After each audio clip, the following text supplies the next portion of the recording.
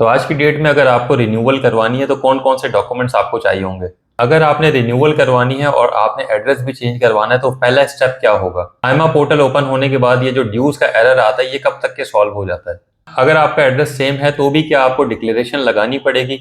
Hello everyone, welcome to Portugal immigration diaries. मेरा नाम है दानिश कमर और आज की वीडियो में आप लोगों के साथ बात करेंगे रिन्यूअल के हवाले से। अब जबकि 2026 के अगस्त तक ये रिन्यूअल ओपन हो चुकी है आज की डेट में, तो आप लोग अपनी रिन्यूअल खुद से भी कर सकते हैं और इस हवाले से आप हमारी सर्विसेज लेना चाहें तो हमसे भी रब्ता कर सकते हैं। लेकिन आज की वीडियो में आप लोगों के सामने वो सवाल और उनके जवाब दूंगा जो आप लोग बहुत ज़्यादा मैसेजेस करके पूछते हैं, और अगर आप लोग हमारी सर्विसेज भी लेते हैं तो भी आप लोगों का पहले का सवाल यही होते हैं।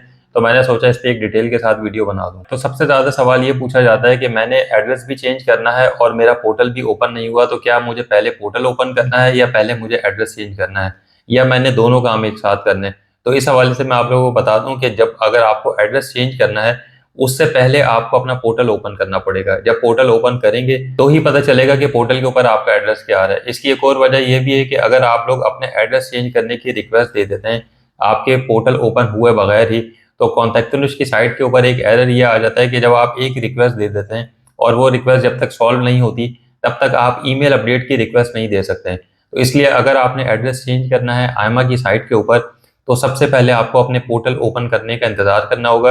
अगर आपका कार्ड एक्सपायर हो रहा है आने वाले दिनों में, यानी लेट सपोज सितंबर, अक्टूबर, नवंबर, दिसंबर 2026 में या जनवरी 2027 में, और आप ये सोच रहे हैं कि पहले मैं एड्रेस चेंज कर लूं, तो तब आप पहले एड्रेस चेंज कर सकते हैं क्योंकि अभी पोर्टल ओपन होने में बहुत ज़्यादा टाइम है। लेकिन अगर आपका कार्ड एक्सपायर हो रहा है उन महीनों में जिनके पोर्टल ओपन हो चुके हैं, यानी अगस्त 2026 तक, तो आपको सबसे पहले अपने पोर्टल को ओपन करना है, उसके बाद एड्रेस चेंज करने की कोई भी रिक्वेस्ट देनी है। इसके अलावा बहुत लोग परेशान इस वजह से होते हैं कि हमारा सोशल पे, फिनांस पे एड्रेस कुछ और है, आईमा के ऊपर एड्रेस कुछ और है।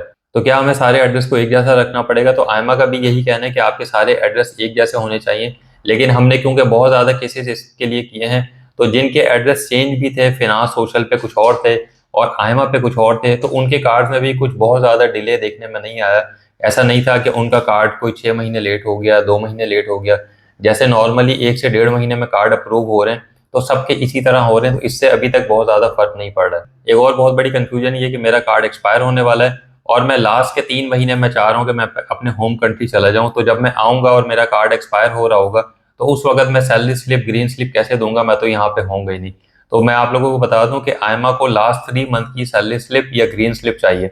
अब ये आप लोग गलती खुद कर रहे हैं कि जब आपका कार्ड एक्सपायर हो रहा है तो आप लोग आखिरी के महीनों में अपने होम कंट्री चले जाते हैं, जिसकी वजह से ये होता है कि जो उनको प्रूफ चाहिए तो वो आप नहीं दे पाते। लेकिन अगर ये चीज़ हो चुकी है आपके साथ तो फिर आपने लास्ट 3 मंथ से पहले की जो लास्ट 3 मंथ की आपके पास ग्रीन स्लिप या सैलरी स्लिप है वो देनी है। बजाय ये कि आप कहें कि मैं तो लास्ट 3 महीने था ही नहीं तो मैं मीन्स ऑफ सब्सटेंस में खाली छोड़ देता हूँ। अगर ऐसा करेंगे तो फिर आपको फालता आएगा। एक कंफ्यूजन एक और है कि सोशल के ऊपर हमारे ड्यूज आ रहे हैं, जबकि मैंने सोशल में जाके खुद से उसको क्लियर कर लिया है, लेकिन फिर भी आईमा के पोर्टल के ऊपर एरर आ रहा है कि हमारे ड्यूज हैं वो आपने क्लियर करने हैं।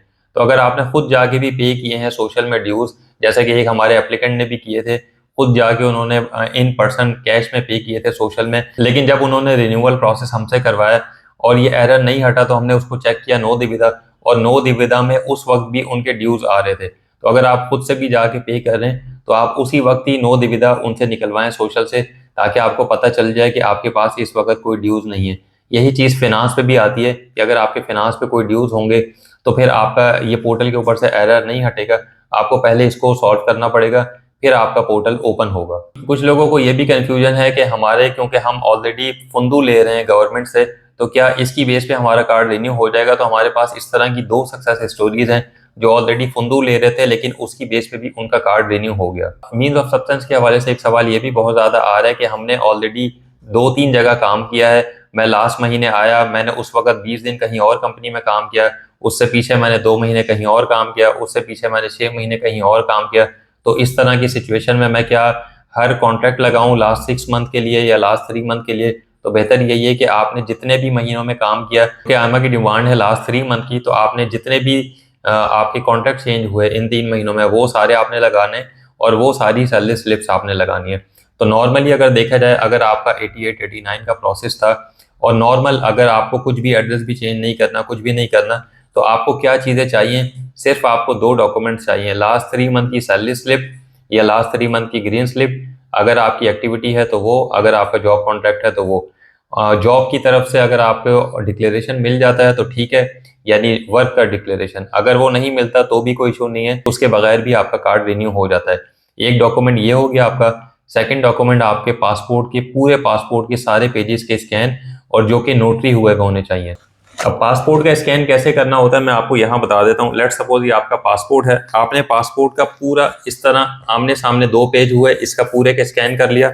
उसके बाद आपने नेक्स्ट पेज ये किया, इसका स्कैन कर लिया। उसके बाद आपने नेक्स्ट पेज, इस तरह से आपने स्कैन करना है। और इस स्कैन में कोई भी आपकी उंगलियां नजर नहीं आनी चाहिए, कोई भी आपकी तस्वीरें। लोग क्या करते हैं, आधी तस्वीर खींच के भेज देते हैं कि ये हमारा स्कैन हो गया, ये स्कैन एक्सेप्टेबल नहीं है आईमा में। तो इस तरह आपने पासपोर्ट की एक ही पीडीएफ बना के देनी है। और अगर आप हमसे सर्विसेज लेते हैं तो हम इस पासपोर्ट को नोटराइज करवाते हैं। और ये मेन 2 डॉक्यूमेंट्स आपके लग रहे होते हैं रिन्यूअल के लिए, यानी आपकी 3 मंथ की सैलरी स्लिप या ग्रीन स्लिप।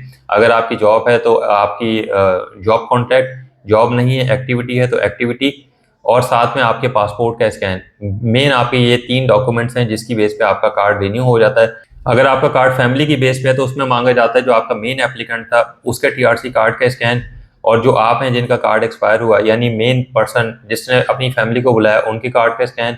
और जो एप्लीकेंट है, यानी किसी के अगर बच्चे हैं तो उन्होंने अपने बच्चे का, उनका कार्ड एक्सपायर हुआ तो साथ में फादर का स्कैन लगेगा जिनकी बेस पे वो पुर्तगाल आए, और वो बच्चे का टीआरसी कार्ड का स्कैन लगेगा। साथ में फादर की इनकम के प्रूफ लगेंगे, क्योंकि जाहिर है बच्चे की अर्निंग तो नहीं हो रही है, तो फादर के लग रहे होंगे उस केस में।